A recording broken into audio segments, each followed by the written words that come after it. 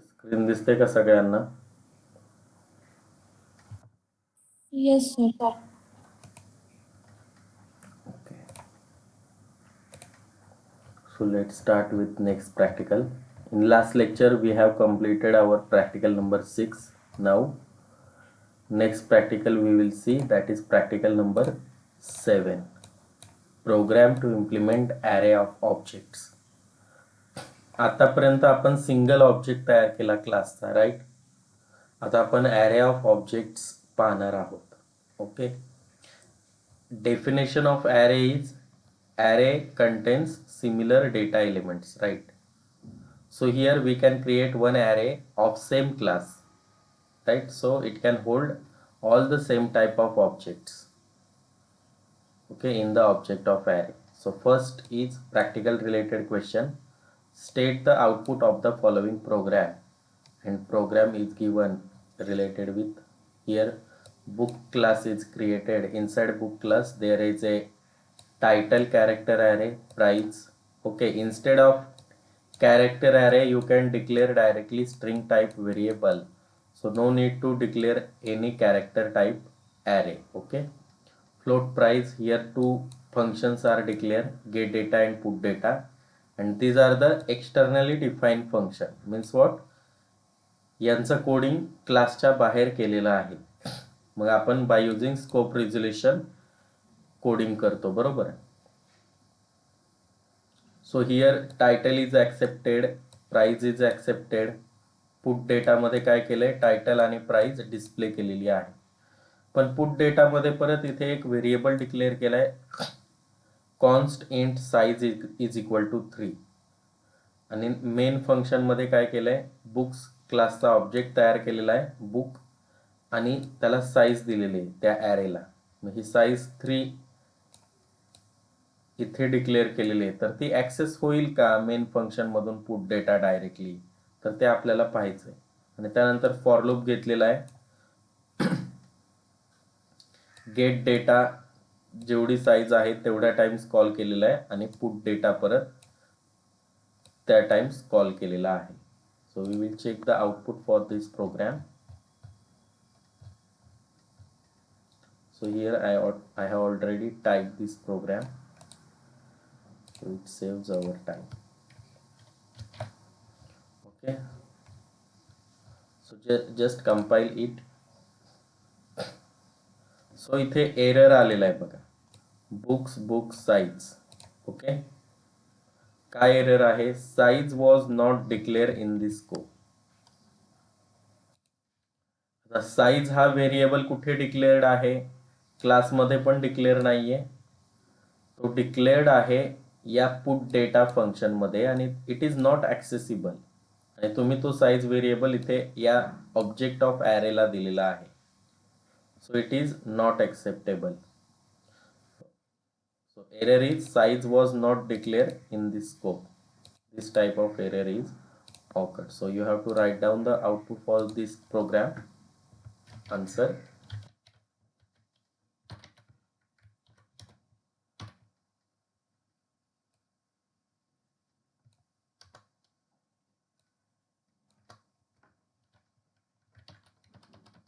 Error. Size was not declared in this scope. So you have to write down this answer for first question. Now हा error solve करायचा असेल तर हा जो size variable आहे तो कट करून आपल्याला मेन फंक्शन मध्ये टाकावा लागेल, then it will compile successfully.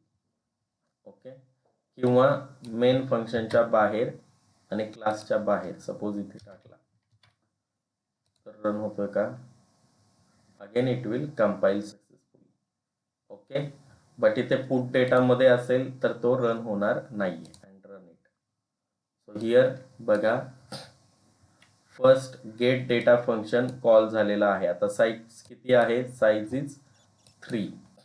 तर 3 ऑब्जेक्ट इथे तयार झालेले आहेत. हा ॲरे किती ऑब्जेक्टचा बनलेला आहे, आता साइज 3 असल्यामुळे 3 बुक्स 3.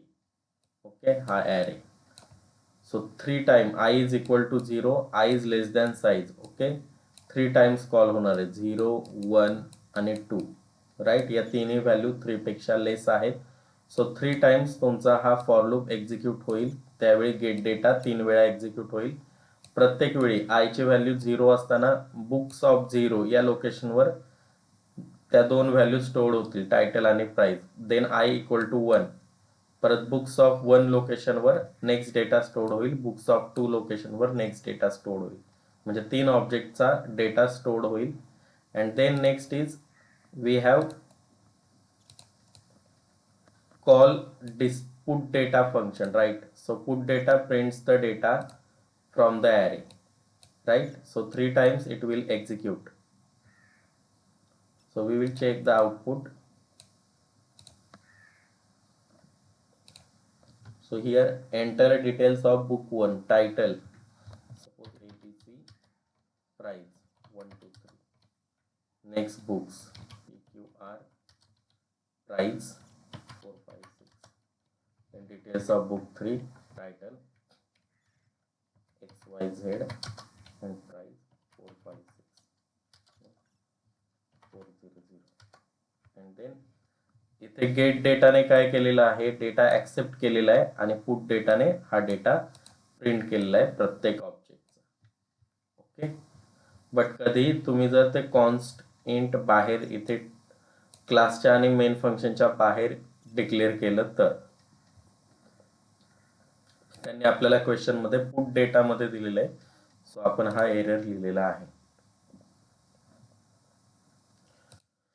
ओके, फर्स्ट क्वेश्चन समजला सगळ्यांना? येस.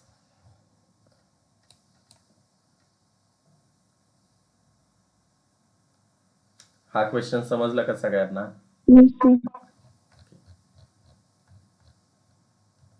रिप्लाय देत चला म्हणजे मला कळेल समजलंय नाही.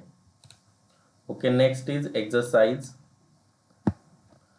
First question is right A C++ program to define class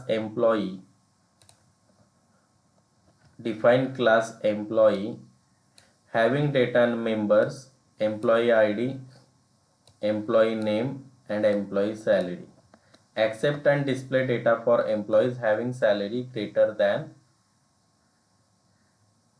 25,000. म्हणजे आपल्याला डेटा ऍक्सेप्ट करायचा आहे आणि डिस्प्ले करताना काय करायचं आहे, ज्या एम्प्लॉईची सॅलरी 25,000 पेक्षा जास्त आहे तसा डेटा आपल्याला डिस्प्ले करायचा आहे. सो मिनिमम 3 तरी एम्प्लॉईचा आपण डेटा ऍक्सेप्ट करूया. ओके. सो क्लासचं नेम काय दिलेलं आहे इथे? एम्प्लॉई. आणि व्हेरिएबल कोणते आहेत? Employee ID, employee name, employee salary. तर आयडी साठी कोणता डेटा टाइप घ्यावा लागेल? इंटिजर घ्यावा लागेल, बरोबर, इंट. एम्प्लॉई नेम साठी स्ट्रिंग घेऊ शकता तुम्ही. कॅरेक्टर ॲरे सुद्धा क्रिएट करू शकता. आणि एम्प्लॉई सॅलरी फ्लोट और इंट. Okay, both. तुम्हाला जे हवे ते तुम्ही घेऊ शकता. So here I will create this program.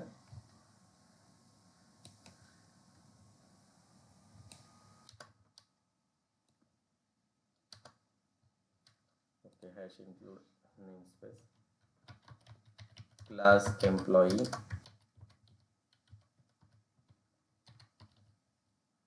okay, class employee,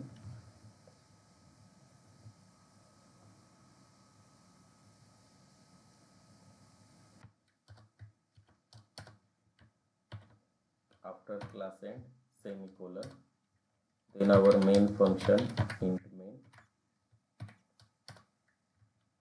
मी कसा प्रोग्राम तयार करतो ते चेक करा आणि त्यानुसार ट्राय करत राहा घरी. रिटर्न 0. ओके, मी फर्स्ट प्रोग्रामचं स्ट्रक्चर तयार केलं की त्या प्रोग्राममध्ये एक क्लास आहे आणि आपलं मेन फंक्शन असणार आहे की ज्या पॉइंट पासून आपलं एक्झिक्युशन सुरू होणार आहे. बरोबर. आता एम्प्लॉई क्लासमध्ये 3 व्हेरिएबल आहेत. सो व्हेरिएबल सेक्शन साठी पब्लिक ऍक्सेस स्पेसिफायर आणि परत आपल्याला फंक्शन पण त्यामध्ये डिक्लेअर करावं लागतील, त्यासाठी public access file. So first is integer employee ID, बरोबर, EMP आयडी. त्यानंतर सॅलरी सुद्धा आहे, बरोबर आहे. EMP salary, EMP salary, string EMP name,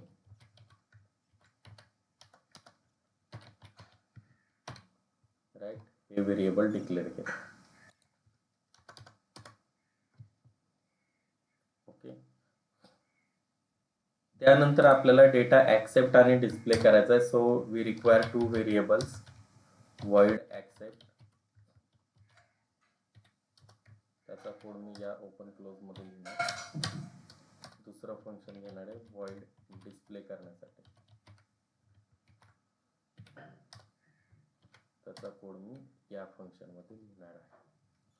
बघा काय काय केलं मी प्रोग्राम मध्ये.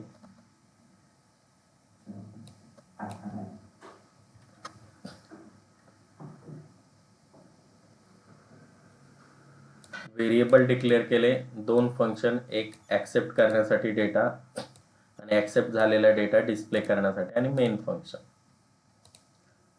यामध्ये कोणाला काही विचारायचंय, समजलं नाही असं आहे का कोण?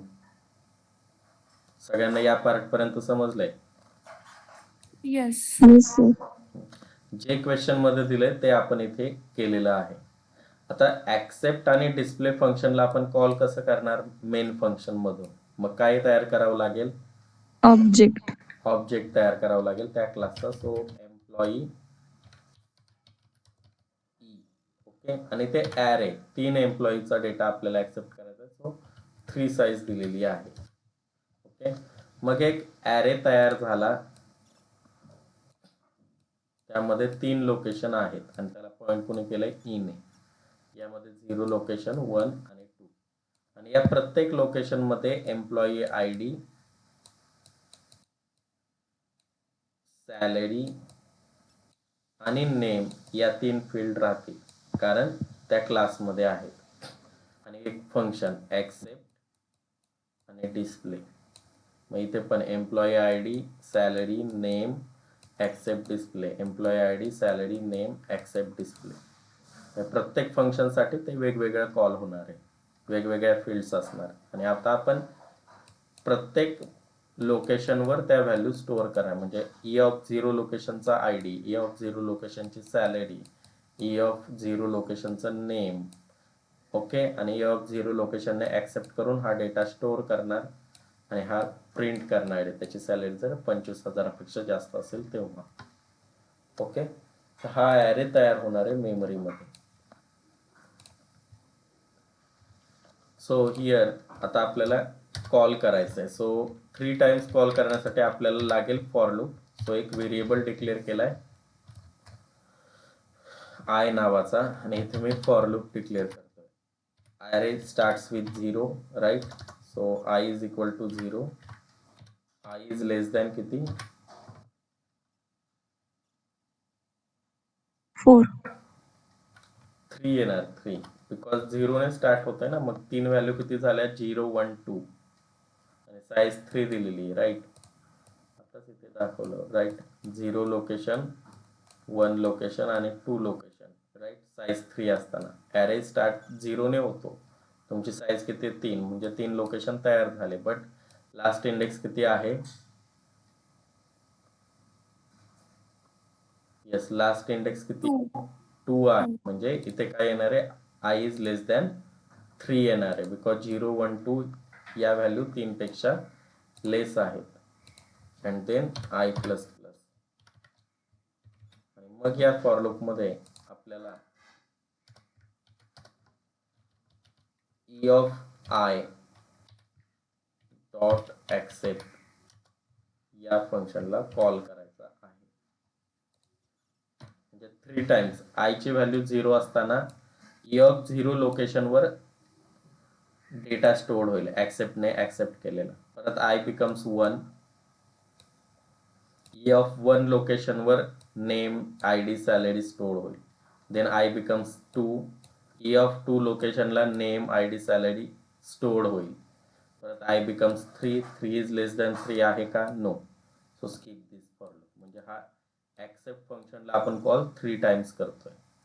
मग ऍक्सेप्ट मध्ये आपल्याला डेटा ऍक्सेप्ट करायचा, मग मी वर्ड ऍक्सेप्ट मध्ये आलेलो आहे. अँड हिअर सी आउट, मग मेसेज लिहूया एंटर आय डी इन. कुठे रीड करायचा तो आय डी, कुठे स्टोअर करायचा आहे, कोणता variable, employee ID. EMP underscore ID मध्ये, right. Then C out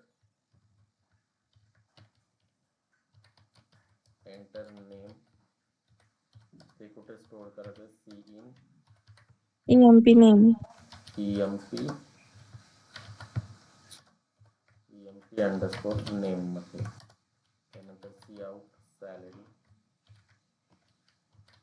enter salary, ती कुठे स्टोअर करायची आपल्याला,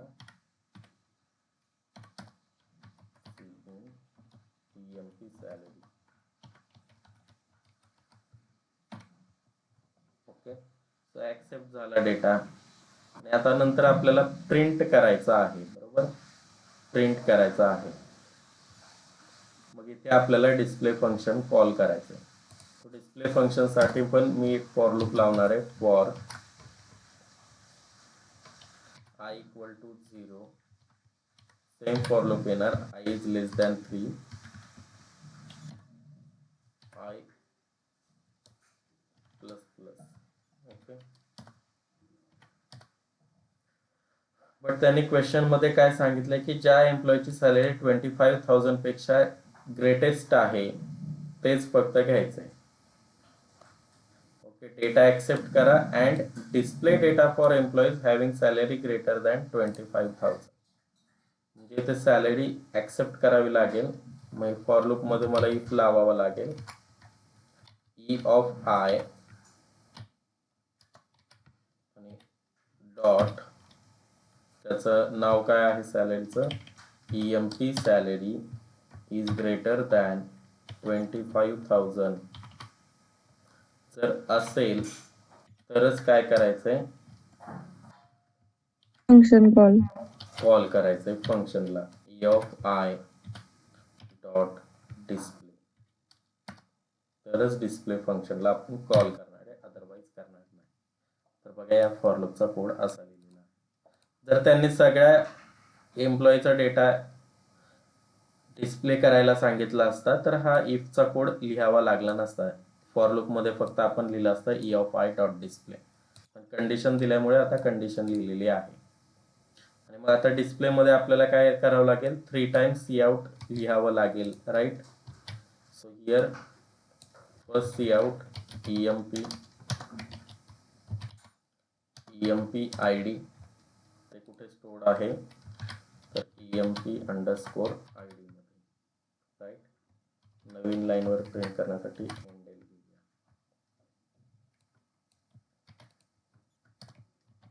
देन EMP नेम, ते कुठे स्टोअर आहे, EMP अंडरस्कोर नेम मध्ये. Then EMP salary,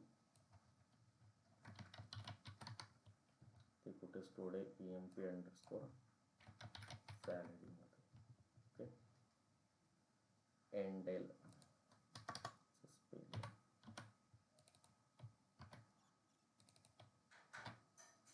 this is last statement, so इथे एंडेलची गरज नाही. ओके, या फॉर लूप कडे जाताना आपण एक फॉर लूप डिस्प्ले करूया मध्ये, C out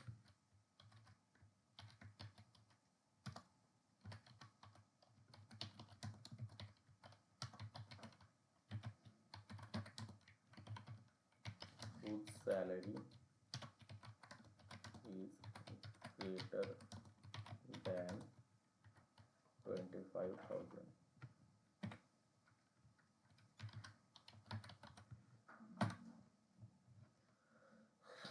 Okay, see this code, line number 1 to 19, then 19 to 37, and then 37 to 43. So compile it and run it. So enter I D. आता 3 टाइम्स हा call झालेला आहे. Accept. So I D 101. Enter name, suppose PQR. Enter salary, suppose 20,000. दूसरा I D 101. 102. Name, suppose XYZ. Salary 30,000. Next I D, suppose 103. Salary name, suppose AST. Salary 10,000. आता बघा, ॲक्सेप्टने accept केला data. आता display फंक्शनला call जाणार आहे. यामधून 25,000 पेक्षा डेटा कुणाचा ग्रेटर आहे, तर सेकंड एम्प्लॉईचा. बरोबर. स्वतःची इन्फॉर्मेशन डिस्प्ले केली डिस्प्ले फंक्शन. बघा हा कोड. त्यानंतर हे सी आउट एक्झिक्यूट झालं, त्याने ह्या डेटा प्रिंट केला आणि नंतर त्या फॉर लूप मधून डिस्प्ले फंक्शनला कॉल केलं. आणि बघा, ज्या एम्प्लॉईचा डेटा आपण क्रिएट केलेला 30,000 25,000 पेक्षा जास्त, तोच प्रिंट झालेला आहे. Right. So this is the program and output. Programme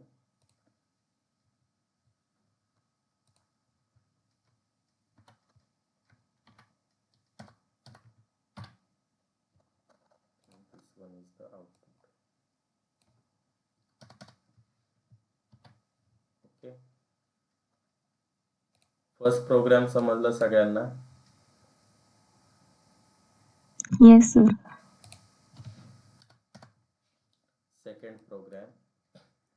Write a C++ program to define class city having data members, name, population and accept and display data for 10 cities. म्हणजे 10 सिटीचा data accept करायचा आहे.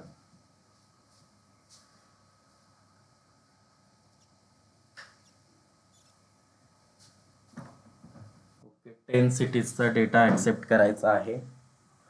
त्यामध्ये कोणते variable आहे? Name आणि population. Okay. So name साठी data type काय येईल? स्ट्रिंग येईल आणि पॉप्युलेशन साठी इंट येईल. बरोबर. क्लास नेम काय दिलेला आहे इथे? सिटी दिलेला आहे. बरोबर.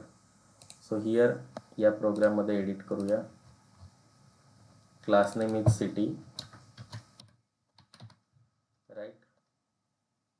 हियर इंटिजर काय? पॉप्युलेशन.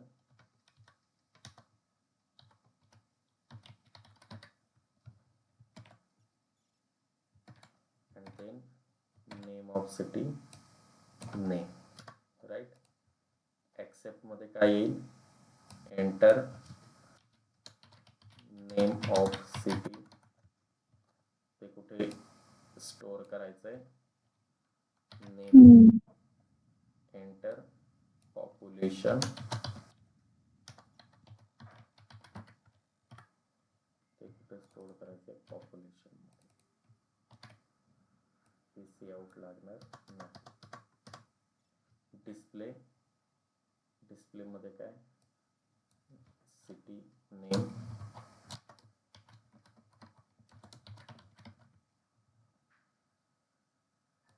हियर नेम, पॉप्युलेशन,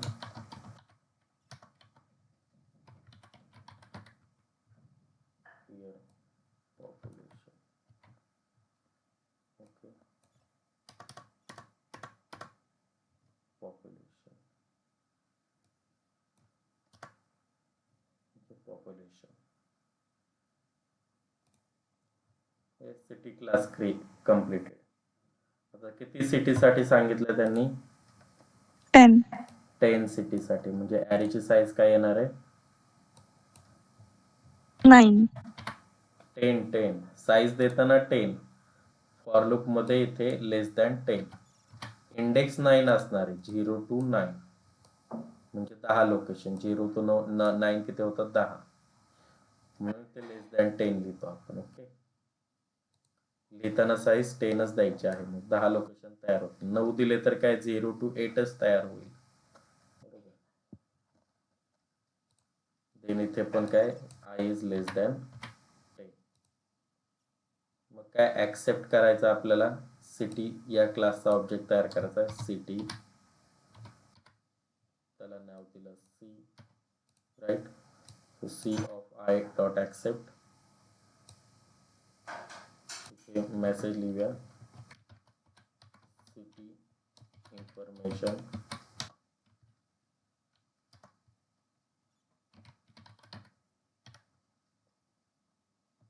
आणि इथे काय हा कोड लागणार नाही आता आपल्याला, कोड लागणार नाही. C of I dot display, okay, compile. So check this, line number 1 to 19.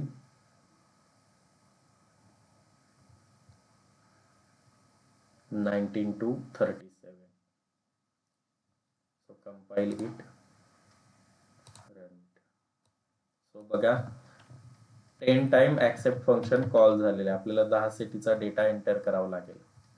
Name of city Pune, population मी आता काहीतरी व्हॅल्यू टाकतो. Okay, name of city,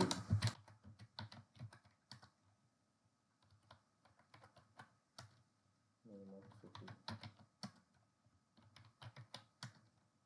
name of city,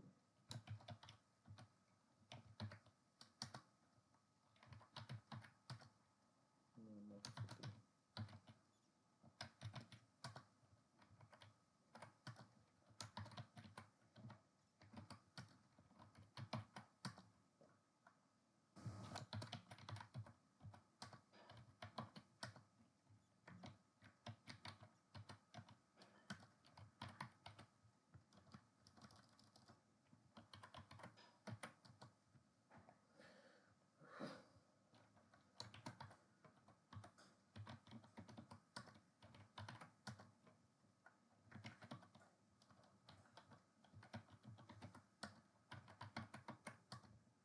okay, बघा 10 सिटीचा डेटा घेतलेला आहे आणि 10 सिटीज इथे डिस्प्ले केलेले आहेत.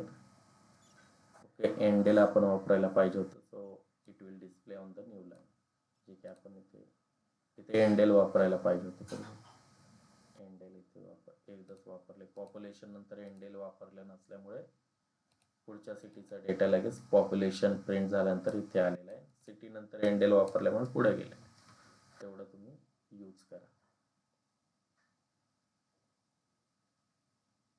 ओके, सो इथे सुद्धा एंडेल लिहा, म्हणजे काय होईल, प्रत्येक जण न्यू लाईन वर प्रिंट. ओके, हा प्रोग्राम समजला सगळ्यांना. City,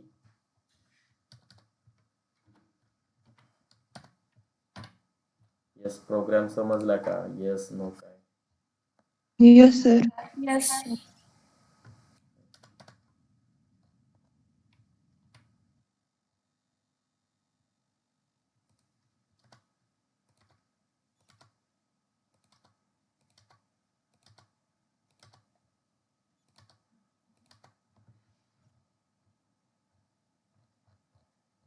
Okay, next question.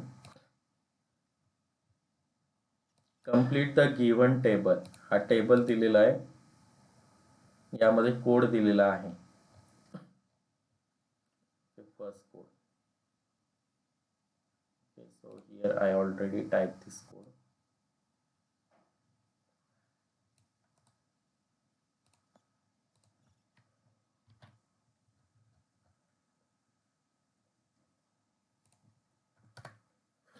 काय काय केलेलं आहे त्यांनी,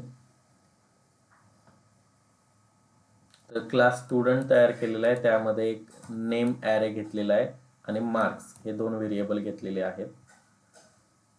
त्यानंतर गेट नेम मध्ये स्टुडंट नेम ऍक्सेप्ट केलेला आहे, गेट मार्क्स मध्ये मार्क्स ऍक्सेप्ट केलेले आहेत, दोन फंक्शन. आणि तिसऱ्या फंक्शन मध्ये डिस्प्ले इन्फॉर्मेशन नेम आणि मार्क्स प्रिंट केलेले आहेत. तर किती स्टुडंटचा ॲरे बनवलाय त्यांनी? Yes, what is the size of array here? 5. 5 student, right. So 5 times हा फॉर लूप एक्झिक्यूट केलेला आहे. I is 0, I is less than 5. मग त्यामध्ये त्यांनी स्टुडंट मेसेज प्रिंट केलाय. आयची जी व्हॅल्यू आहे, आयची 0 असणार आहे, 0 + 1 म्हणजे स्टुडंट 1, मग त्याचे इंटर नेम हा मेसेज प्रिंट होईल, गेट नेमला कॉल केलेला आहे. परत एंटर मार्क्स, गेट मार्क्सला कॉल केलेला आहे ॲरेने. मग 5 टाइम्स एक्झिक्युशन होईल आणि 5 टाइम्स तो डेटा प्रिंट होणार आहे. ओके, याचा अर्थ आहे की आयची जी व्हॅल्यू असेल त्याच्यात +1 करून तिथे मेसेज येणार की स्टुडंट 1, मग त्याची इन्फॉर्मेशन असं. ओके, डिस्प्ले इन्फॉर्मेशन, बस बाकी काही यामध्ये नाही. So execute this. Student name ABC marks, student name QR marks, student name XYZ marks, student name ASD marks, student 5 name marks. Okay. तर 5 टाइम्स ते एक्झिक्युशन होणार आहे आणि हा डेटा डिस्प्ले होणार आहे. त्यामध्ये वेगळं काही नाही, जसं आपण एम्प्लॉई सिटीला केलेलं आहे सेम त्यावेळेने केलेलं आहे. बस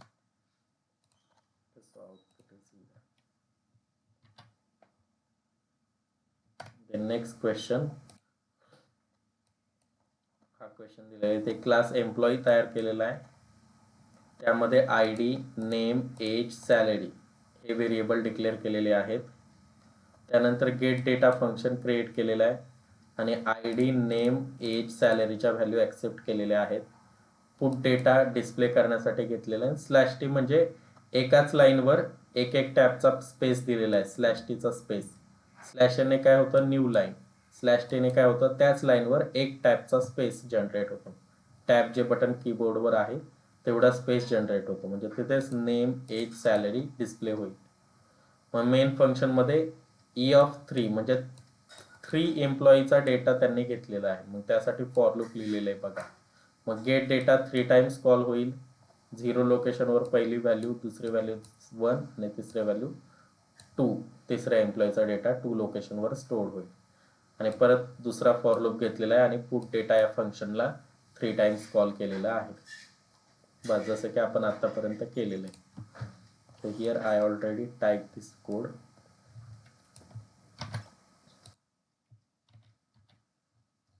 So compile it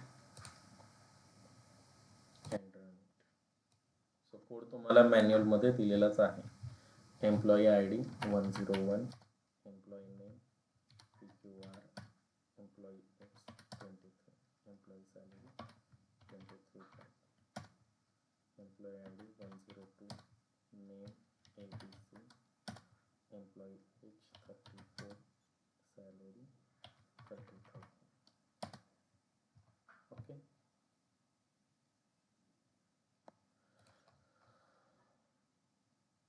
सॉरी इथे किती एम्प्लॉईसाठी 3 आहे, मी इथे 2 घेतलेले आहेत. सॉरी, टाईप करताना काय झालं, 2 झालेलं आहे. इथे 3 घेऊया.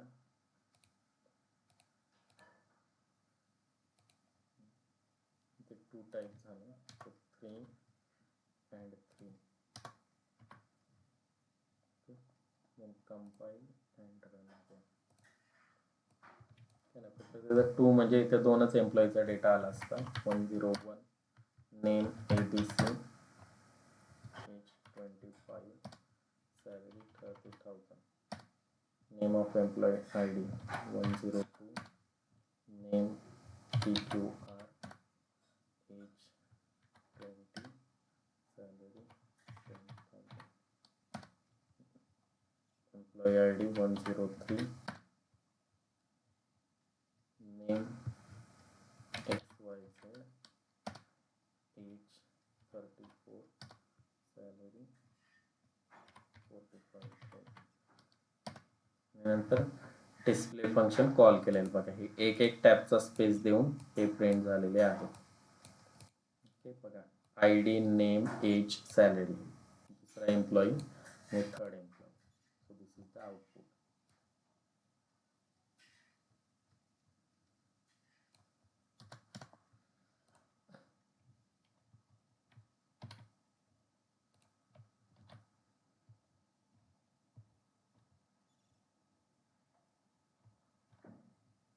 सो हे आउटपुट तुम्हाला लिहायचं आहे.